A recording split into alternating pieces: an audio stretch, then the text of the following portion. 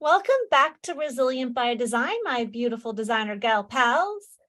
Welcome. Thanks for having How's it us going? again. You're so Happy welcome. to be back. We were just chatting before we hit record about when the last time you were both on the podcast. And Jessie, you and Carly together were my first round table, air quotes, I'm using air quotes. It's like, I don't know if you'd call it a round table. You were the first time I ever interviewed more than one person, like the first panel, I guess you could say. And that was back in November of 2020. And for those listening, you can go listen to that. It was such a good episode. It was episode 33. It's titled bonus episode, but it's a roundtable talk. No process is one size fits all. And that's where we talk all about your individual design processes. It was such a good episode. And then Carly, you were back again in a different roundtable with Erica Gelman, episode 49, where we talked the juicy bits of hiring, firing, and growing your team. And that was a really good episode. We were just chatting about off air about what was going on in your business at the time. And so it was a really great time for you to share. But now, today, we're going to talk about decorating versus interior design, and I'm so excited. Why don't you guys introduce yourselves? Just want to go ahead? Sure. My name is Jessie Kelly, and my company name is Jessica Kelly Design. We are based out of Toronto. We are a full-service residential interior design firm. And I'm Carly Nemtean. I am the co-founder of Carriage Design Build. So it is a design build firm. So we do design as well as construction in-house. And my business partner runs the construction end of things. And then we opened up the Collective Workspace in 2019, which is a co-working space and community for designers and architects in Toronto. And yeah. Awesome. Yeah, I love that. And for those of you who know, I've talked a lot about the Collective. At one point I was recording this podcast at the Collective. They have a great recording studio. And I used the Collective like during the pandemic. Like I would go and work. You just opened it before the pandemic. Great timing to open a shared workspace when everyone's stuck at home and can't go anywhere. Right. But you've grown since then, and you've already opened a second location, which is pretty amazing. Yeah, we actually, knock on wood, we've actually doubled our growth in the last year. So we're really excited about that. Congrats. That's amazing. Thank you. Yeah, that's awesome. And you guys host some super cool events. I was just at a great panel talk there. So if you guys want to go check them out, they're definitely, if you're in Toronto area, especially if you're looking for a space, or Mississauga, GTA. When I say that, I just mean there's people on the podcast who don't live in Canada. So if you're not in the general Toronto area, you can check them out and follow them though. You guys do virtual stuff. We might be coming to your city. You never know. We're going to Kingston next week. Kingston, Ontario, not Kingston, Jamaica. Yeah, that would be cool though. I would fly to Kingston, Jamaica for a grand opening. All right, I'll put you on the list. Add me to the invite list for 2033 or something like that. Anyways, okay, so let's dive into today's topic. I really thought this was a great topic for the both of you because, well, for those who listening who don't know, Carly and Jessie and I go back quite a bit, and we've been doing our monthly designer get-togethers with a couple other design friends of ours in Toronto, and we like to talk shop. And one thing that always comes up is the decorating versus the design. And I know before when we had you on the podcast, Carly, you talked about how you preferred the hard materials and finishes. And Jessie, you've always talked about loving decorating and how much more profitable you can be when you include it. So we're going to talk today about sort of the process. What is the difference between a decorator and a designer? And then I want us to dive in later into the money side. How does that service price different, if at all, and where can you make money? So why don't we just first dive in with like, what in your opinion is the difference?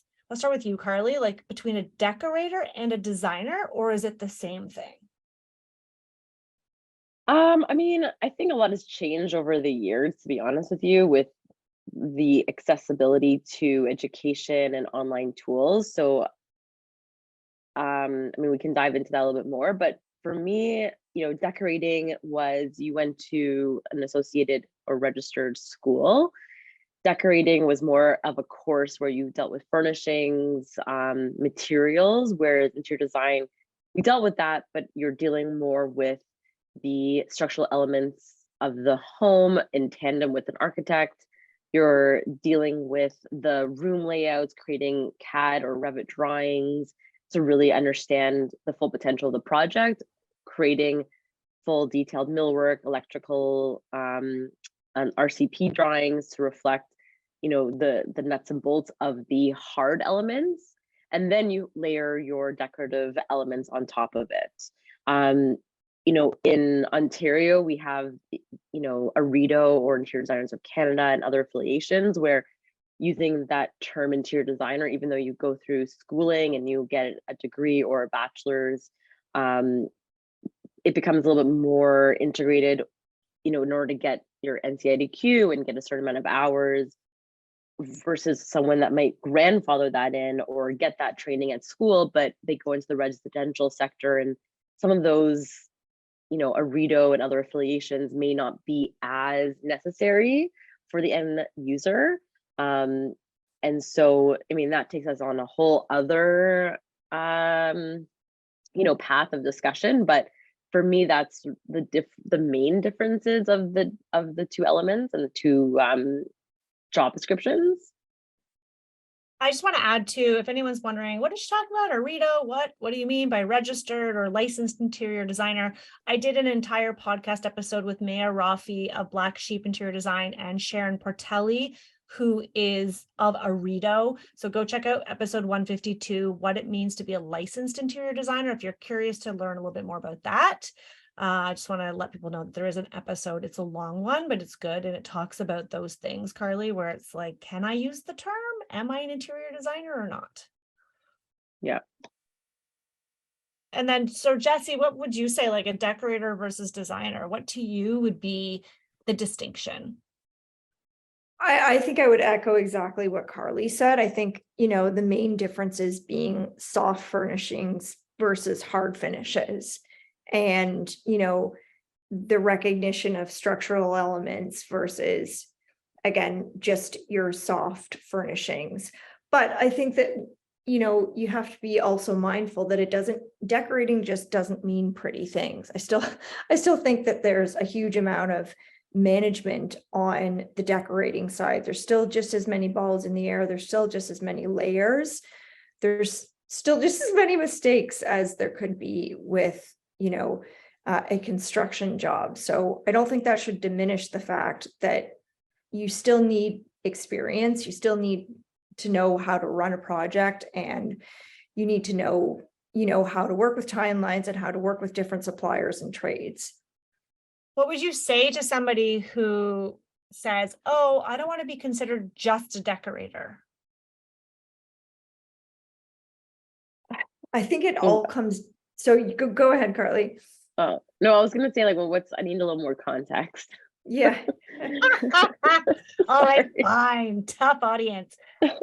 So what happens oftentimes in my design community inside our Zoom calls is someone will say to me, well, I'm just a decorator. Can I charge as much? Or I'm just a decorator. Does this apply to me? Or if I'm just the idea, I guess, of combining just decorator, it seems to me that there's maybe an erroneous association based on what Jessie just said, that there's a lot that goes into decorating, that if you're a decorator, you are less than or less skilled or less capable, let's say, than a designer. Yeah, I guess it's like the full debate of the architect versus the architectural technologist, or the doctor versus the nurse practitioner, or you know what I mean. So I think from my perspective, interior design, when I was applying for schooling back in the day, I'm not that old, but I probably about 15 years ago, decorator was a little bit of a not as intrusive, in terms of you don't necessarily learn AutoCAD at that time. You're not necessarily dealing with the building construction elements of the home and cutting sections through the buildings or the residential property, and understanding how the structural elements of that home are put together. What is the, how to design a staircase and understand the rise and the run and the depth of those elements, as well as the building code needs for those residents, and also, in terms of accessibility, in terms of universal design elements. So we really got into the weeds of that sector when we were in school. And then when I graduated, understanding that there was a technical aspect of the computer generated drawings and the understanding of how the construction of a residential project was, in terms of joists and rafters and how those elements came to be, and how they can be changed in order to change the interior architecture of the home. So, I mean, I don't know if I went off on a tangent, but there's just a little bit more of the technical aspects from my perspective in the interior design versus the soft furnishings, where you're dealing more so with the furniture and you're understanding the elements, which is on its own, like, still just as detailed oriented, but dealing with less with the structural elements of the home and more with, finite pieces of product that is made outside of the home and then placed inside the home. Yeah, I mean, I would argue too that a lot of aspects of decorating are much more technical than I anticipated.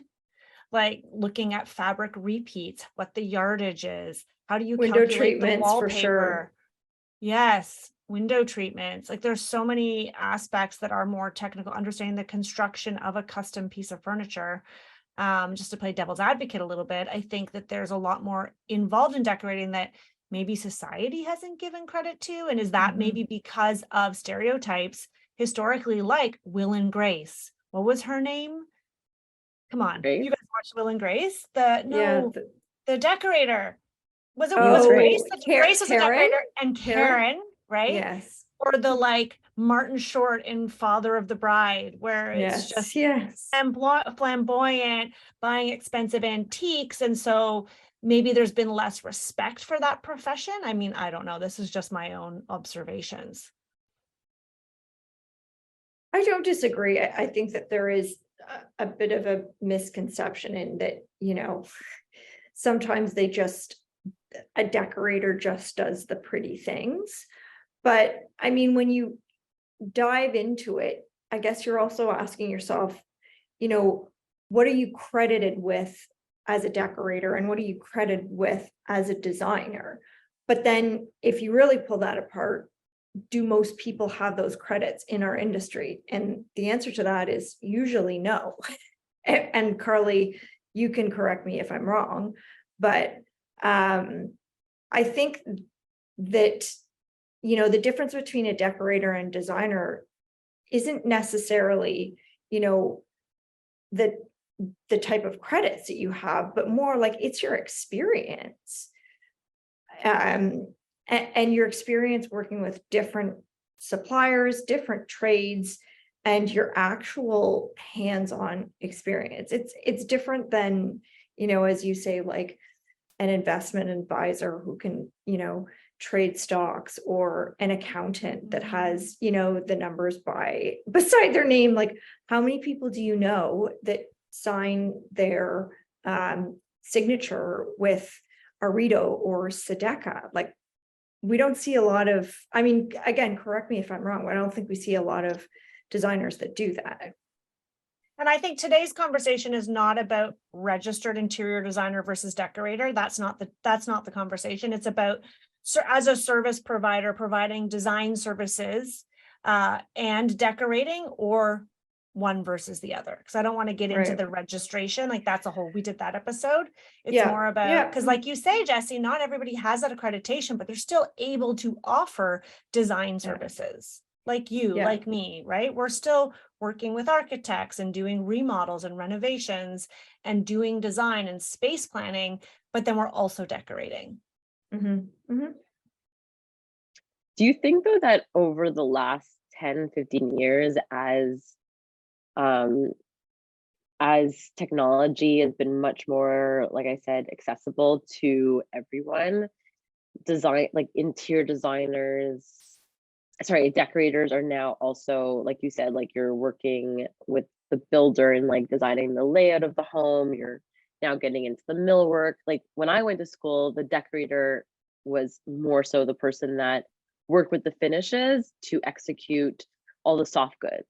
But now it seems like there's a bit of a blurred line between decorator and interior designer, because that decorator could also hire on someone to execute the drawings in-house, so that they may not necessarily have the tools to execute the CAD drawings, but they are relying on someone that can, and then they're able to run with it. Or because that term has become a little bit, accessible to more people, that line starts to fade. Because like, even in interior design, like you'll meet someone who may not have any background training, self-taught, they're calling themselves an interior designer, when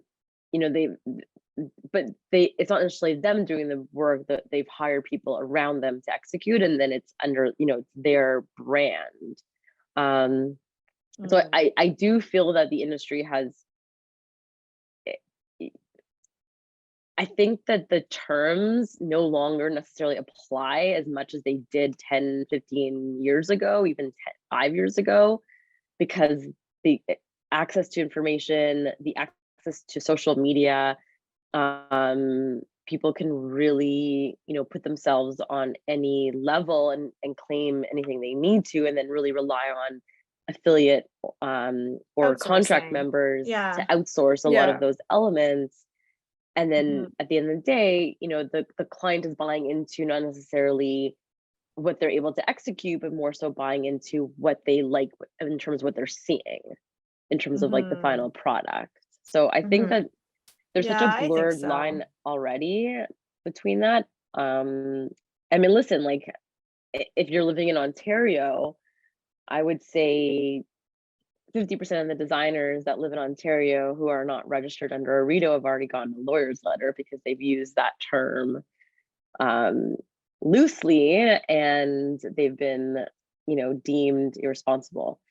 Yeah, we talked about that in episode 152 with Maya. We went quite in depth on that. So I'm sure that was a heated topic. So go listen to that one, because I got one of those letters, and I got a little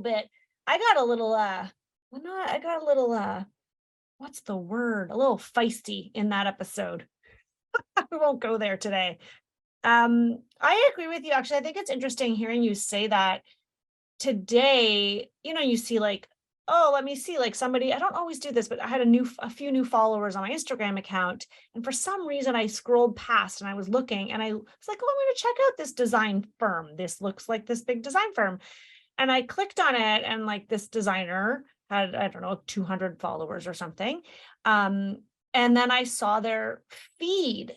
And to your point, like the images on their Instagram feed were like 3D renders, like FF&E, like to a degree that my design firm that I've been running for 11 years does not do. Like I'm not doing presentations of that caliber, and yet I have a decade of experience. So you're right. Sometimes it's like, well, how does the average person decipher between, because the technology now is creating a level playing field, which is really great in some ways and a little bit scary in other ways.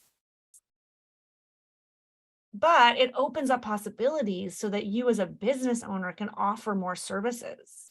Well, and I guess that's the thing. It's like, why would you, I question why you would just be a decorator and not offer, hard finishes, because, the two go together. Obviously, they need to work together. It's interesting, like what you were talking about the past, like I have some clients that, when you walk into their house, they would say, oh, well, we hired a decorator back in the 80s. And it was like a thing that, when people did, like disposable income wasn't the same. So, they didn't renovate. They didn't renovate. They didn't renovate bathrooms and kitchens like we do today, where it's like, here's the room, here's the 4 walls, like go in and execute. Yeah.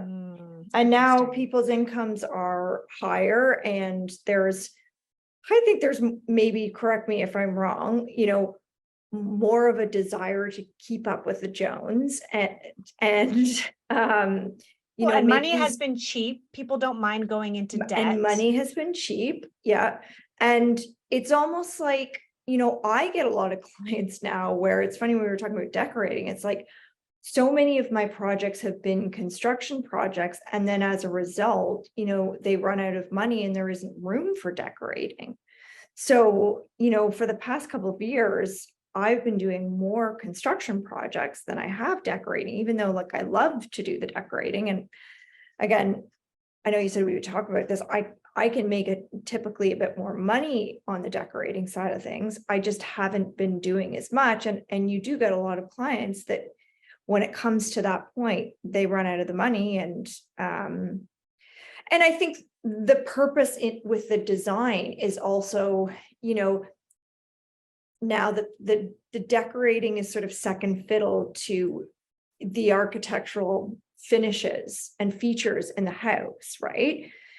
People for so long, we haven't, and we're going back there a little bit, but we're doing plain linen drapes. We're not doing, these bold patterns like, clients used to do back when they hired the decorator, right? My opinion is that I think HGTV has had a big effect on all of that, in that television has really sensationalized and popularized home renovation and decorating.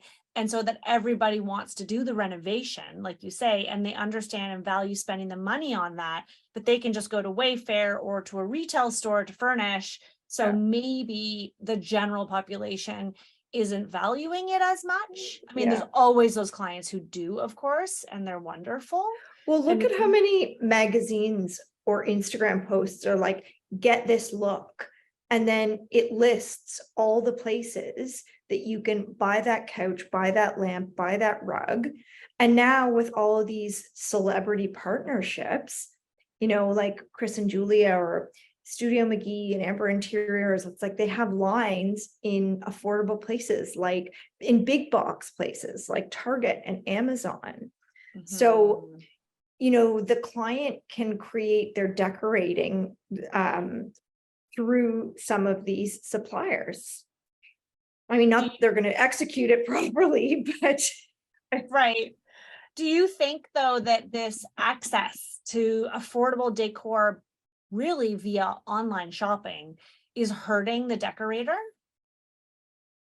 Of course. It's hurting everyone. But this is, I was talking to someone yesterday who built this startup. It's actually a really smart idea in terms of getting flooring, where it's a Quebec company, and they started a company called Floorbox. And what they do is they recognized that there was an opening in the market where like hardwood flooring really wasn't being able to get accessible to home buyers unless they're visiting shops. So like boutique shops or, B2C shops for samples, for pricing, unless they go to like a Home Depot. So what they did was they built this service as a product website where they made it accessible for the public. Designers too, but also, mainly consumers, to go on there, look at different vendors, select samples, have it shipped to their house, and then be able to either buy through that website or directly go to the supplier, like the boutique store. And when he said to me, one of the things I said to him was like, it must really upset you when the vendor, the client doesn't buy directly through you, since you did all the sourcing, you built the website, you did all the SEO, they found you through the marketing campaign that you did, and then you end up losing the complete sale if they don't go through the website. It's like, yes, but at the end of the day, that's the game. And like he put it as to like, it's a game. Like the game is, how can you like connect the dots? And sometimes that dot isn't connecting, and then at the end of the day, like it's all a competition, and we're all just here to play But this don't like you- massive game. Don't you think it's suppliers like that that are hurting our business? Because it's making, part of our job is to connect our clients with suppliers that aren't accessible to them. So having these exclusive suppliers that they can use through us, makes it more of a luxury service. And it's funny, Carly, you said, I don't disagree that yes, some of those suppliers like that are offering these, accessible designs are hurting our business a little bit, but are those really our clients? Like, I want to say no, like they're not, that's not our target. Our target is a clientele that wants us to source from exclusive trades and pull together an exclusive design that, doesn't look like everything that they see on Instagram, right? Yeah, totally. I mean, that's what we're there for. Like, we're the creatives that are there to bring the pieces from all the different places, make it feel curated, make it feel unique, something that their neighbor can't have if they just walk into Restoration Hardware and buy the whole set. Yeah. Right. Yeah.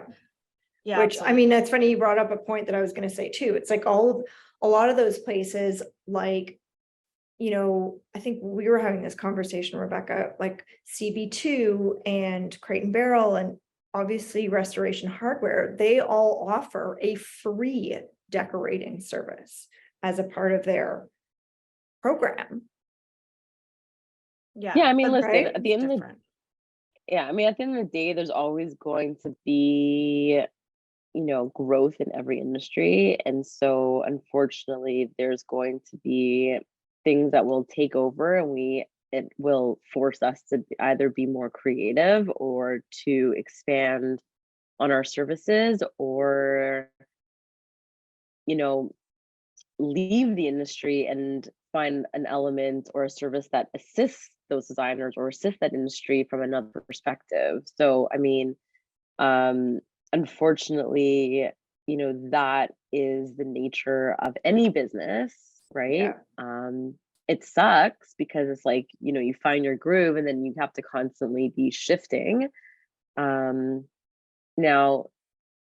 and again, like that's where I look at it as, listen, like the client that wants, and like I know we've all had this discussion in our internal group and we've all agreed that those aren't necessarily clients that we want because they're not looking to bring on someone. They're more looking to do it themselves and they're looking to buy everything themselves and go through the vendor themselves. And those are never the ideal client because they don't want to go through and they don't have the time to source and to select and to price out and to manage themselves. And, and those are not the ideal clients for interior design firm or decorating firm like ours.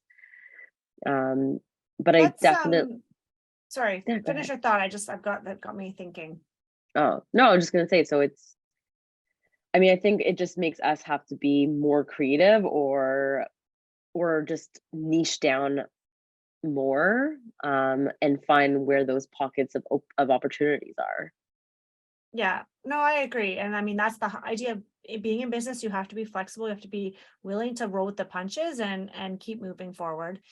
I'd like us to kind of shift gears and talk about the process. So for someone listening, they might be thinking, okay, I've got this way of doing design, but it doesn't really involve decorating.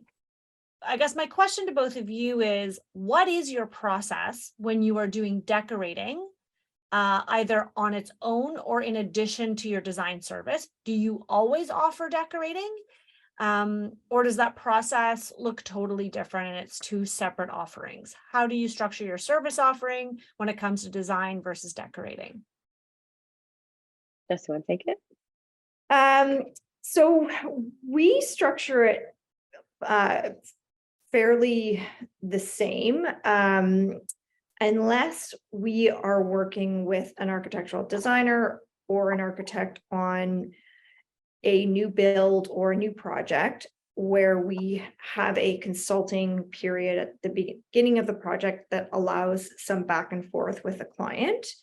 And and then we would get into our fixed fee. So I think we talked about this a little bit before. So our process is similar to yours, Rebecca, where we have a fixed fee structure. So initial consultation, and then our design phase, which is priced as a fixed fee, and then our implementation phase, which is priced as the percentage of the budget.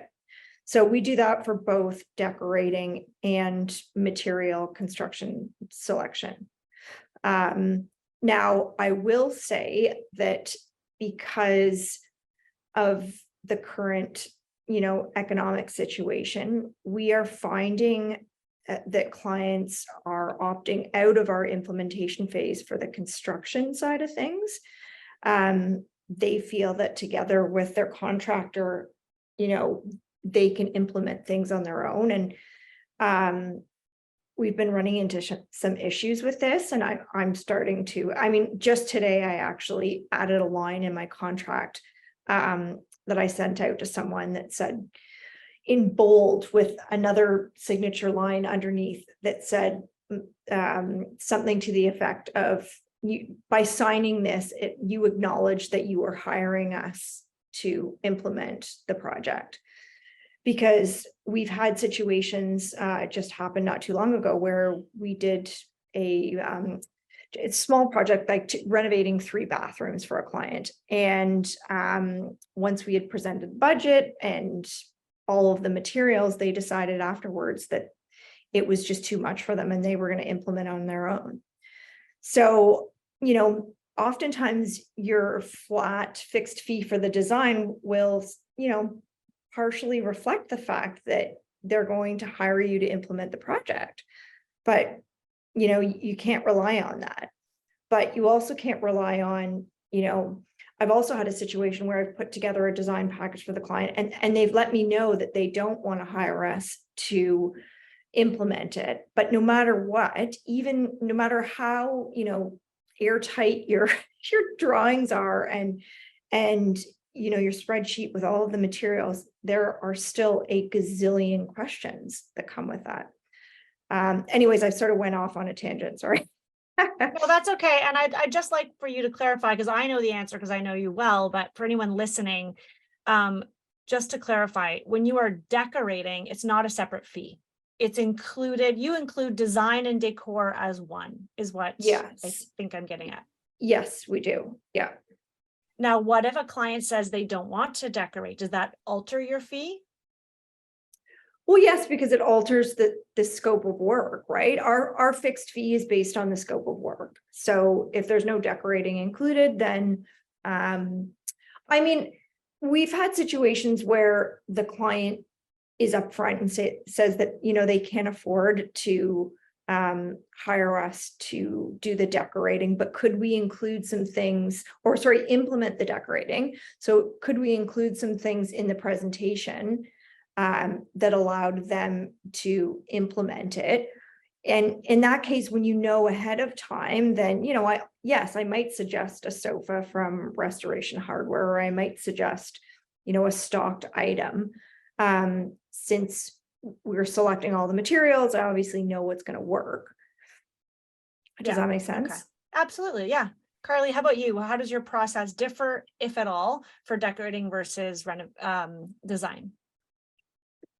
All right. So when we meet a client for decorating, then what we do is we go in with that intention. So I bring my design coordinator with me. We have a consultation in their home. We take general measurements of just the rooms that they want to decorate.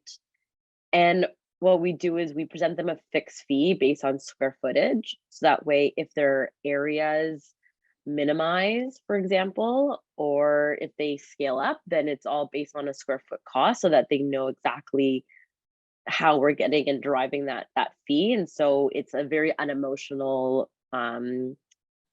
number, which I found has really helped, because it's not based on, oh, how many hours, because that can sometimes be a little bit sometimes in the eye of the beholder. So this is a fixed fee on a scale of, a sliding scale based on size of project and the details that they're wanting to execute. Do they From know? I just there, want to interject for one yeah. second. Does the client know in advance that's how you're calculating your fee? Yeah. So we have a discovery call with them. When we understand the scope and their budget range, then we will set up a consultation to make sure we're in line. At that consultation, we'll measure and talk about the areas in question, talk about the elements that they'd like to do and use in the space, what would make that wish list come to life. And then from there, we leave and we put together our fixed fee based on square footage, and we break it out so they understand, like, okay, the entry, the family room, the master bedroom, et cetera, et cetera.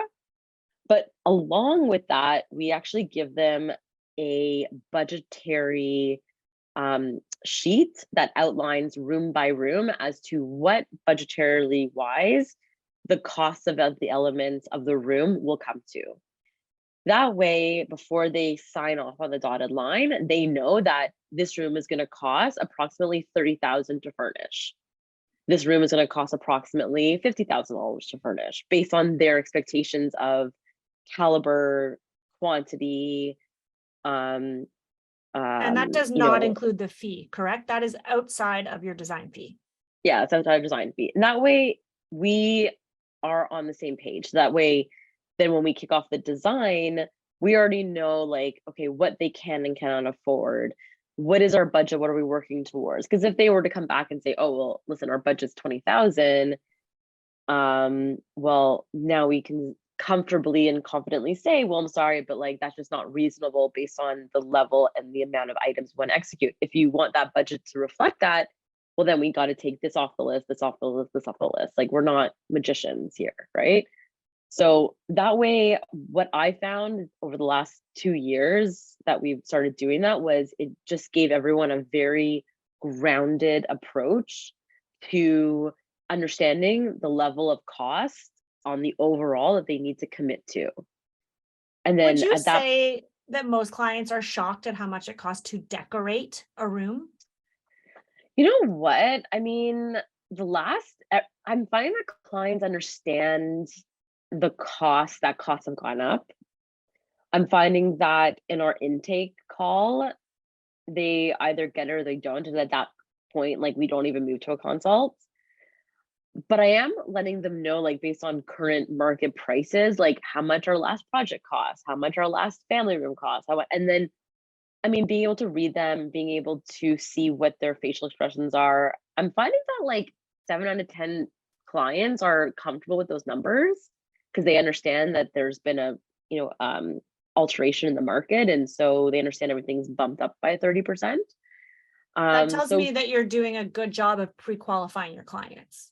yeah, no, Like, you've we gotten to a are. place where you're taking the necessary steps. And I know, Jesse, you do this too, but like, you're taking, just for someone listening, I think it's important to understand, because I know someone listening is like, what, $30,000 to decorate a room? Like, they're having sticker shock, and I get it. I used to be there. You guys were there, Yeah. where you're like, oh my gosh, I can't believe it cost this much.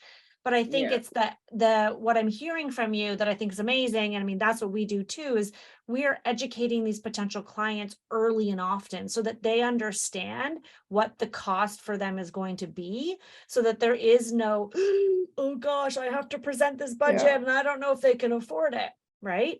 You're getting Yeah, I ahead think of you that. bring up a really good point about how important that discovery call is. I had a discovery call yesterday and said that exact thing. Furnishing a room could cost anywhere from 20 to 30K. And she's like, oh, really? Like, so she was quite shocked that, that would be, but when you're hiring a decorator, your drapes could be anywhere up to like, $10,000. $10,000. And then you get your rugs in there. And even as you say, Rebecca, it's like, sometimes even myself, even though I've been doing this for a long time, I'm like, oh yeah, like, is it going to be that much? And you're like, oh yeah, I should know this. I have the experience that. Yeah. And then there's the reverse sticker shock too. When you go shopping yourself, you're like, oh, that's totally reasonable. 1,200 for a pair of lamps. And then my husband looks at me like, are you nuts? You can't afford that. I'm like, oh yeah, right. Sorry. Reverse sticker shock. Yeah. But Yeah, Carly, no, it's true. yeah, It's I want to true. hear So, about I want to hear more about that process, and then talk about how that connects with your design process as well. Yeah, so after we present them, then the fixed fee based on square footage, we present them the budgetary cost. Then at that point, they either decide to move forward with the full, the full decorating package, or they remove a couple areas on the balance sheet so that they're able to, manage that price. Now, the way we break up and present our fixed fee for decorating would be, we have a few phases. So we would have phase one where we would lay out the space in terms of plans and then present them an inspiration as well for the elements in the room and the direction we want to go aesthetically and functionally. Then phase two would be the furniture elements. So, the drapery, the banquette, the chairs, the artwork, as well as the price points associated and the fabrication cost, as well as timeline, so they understand, what is it going to take in order just not just like the drapery, but you like the drapery, you like the execution of the fabrication, price point, you understand the cost for the hardware, and you also understand the cost for installation. So we try to really give them full package prices so that they really are seeing a rounded price point, not just a price point, but there's a plus, plus, plus, plus, plus to it, right? Because that can really get you in trouble as well. And that's where we show them options and different price points so that they can, at their discretion, make the necessary selections based on the final budget. Because we might show them, a midline and something that might be 20% over what was budgeted. We also talk to them about listen, our room cost is going to be 50,000. That's our direction that we're going to go in. So that couch might be budgeted at 10,000, might come in at 8,000, but that rug might bump up by another 1,000 or two. At the end of the day, our goal is to meet and be around that room cost versus the itemized cost, but they understand how it all tallies up. Then we have our next phase, which is implementation. So implementation is also based on square footage, which for Jessie, that is based on percentage. So again, we base it on cost per square foot because I find that it's a little bit less of a sticker shock. Again, we have a sliding range. But for them, I find that we tell them it's a non-negotiable. This is happening. We are not doing this project unless we implement it because it's just not worth our time. Nor is it worth the funds. Oh, Sorry, you're muted. Muted. I just want to clarify what implementation means for those who are listening and are confused. Implementation for me, and I think it's the same for you guys, is the actual purchasing of the goods and then delivering, installing, overseeing the implementation, in air quotes, the actual management of all those materials to get to the finish line, correct? Yeah. So we call it our design management phase. So that is where we, like you said, manage the orders, all the administration, all the installations, all of the installers, and make sure and that everything is running cohesively. But this is where we also make a very good amount of money on the project. So for every single item that is selected and sourced, we put a markup of 25 to 27% on it. Okay. And is everything custom in that? So we are trying to do about 70 to 80% custom or wholesale pricing. So going directly to the vendor versus buying retail. Okay, I'm going to just pause you right there, Carly, because I love it. I want to talk all about pricing. That is the time we have for the first half of this conversation. So the second half of the conversation, I know, we're going to dive into all things money, money, money, money, money. Well, how about that? Did you guys just freaking love that part one of this episode? I had to cut them off because I'm like, we're running out of time. Save it for part two. So if you guys are interested in this whole idea of pricing your services and hearing how Carly's talking about it, it's super fascinating for you. I talk about all of these methods inside Pricing with Confidence. It is essentially the answer to all the questions that I've been getting over the years from designers about how do I calculate my design fee? How do I price my services? So I've packaged it all and buttoned it up into one tight, self-paced online course called Pricing with Confidence. You guys can get that course at rebeccahay.com/pricing. And stay tuned for part 2 of this episode where we dive into the margins, the financials, and the last delicious nuggets of wisdom with these 2 beautiful designers. I hope you guys enjoyed this episode. Drop me a note inside the Designer Meetup Facebook group. Let me know if you liked it. If you think this episode was helpful, please share it. Share it with your friends. Share it on social. It would mean so much to me to get the word out about all the amazing knowledge that these guests have given us today. See you soon.